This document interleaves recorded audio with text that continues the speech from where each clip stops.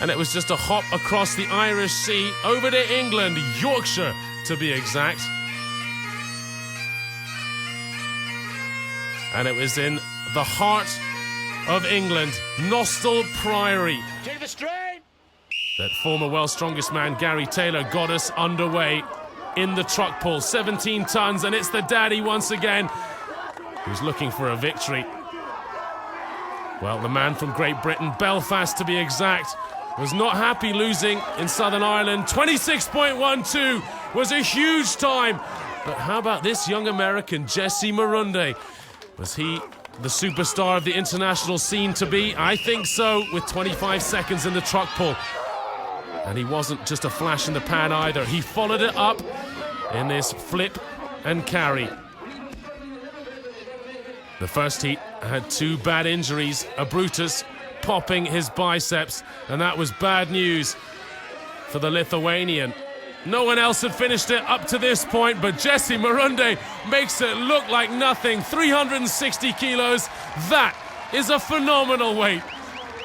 And look at that, a little bit of speed too. Well, poor old Glenn Ross, not off to the start he wanted. A big truck pull, but he's being outshone by Marunde this week.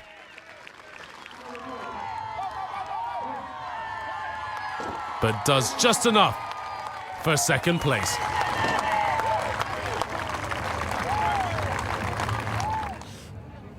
The next event, the Thomas Inch Dumbbell, a real classic in strongman, 77 kilos in weight, but it's the awkwardness and the thickness of the handle. Well, Tarmo Mitt was the first guy to give it a go. You have to press it overhead with just one arm. Well, Tarmo Mitt did 6 reps, mainly with his legs, but look at Glenn Ross. Deltoids, as they're known in the business, shoulder muscles, is what this guy has in abundance. Ridiculous strength. Not using his legs at all. Big Glenn knocks out 9 reps.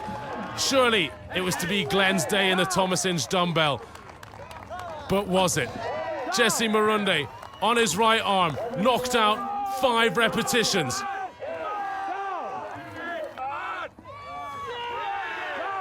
So then he swapped arms. Another 5 repetitions. Jesse Marunde looked like he couldn't be beat. But up came the heavy events, the squat. Brian Irwin pulled out a colossal 11 reps with 290 kilos. They had the deadlift as well. Guess what? Glenn Ross won that one. I think he was the man to win this too. Of course he was. 12 repetitions for Glenn Ross, and he looked like he could have done another 12. Jesse Marunde didn't have the squat and deadlift he wanted, so points were lost there. And he'd need a huge stones if he was going to win. 21 seconds was what Tarmo Mitt managed, and he has a reputation in being the best stone lifter in the world. Well, Marunde needed to beat that and needed to beat Glenn Ross comfortably in the stones if he was going to win in England. But not this time. 4 stones is all he could manage. The 5th one just too big for the young American.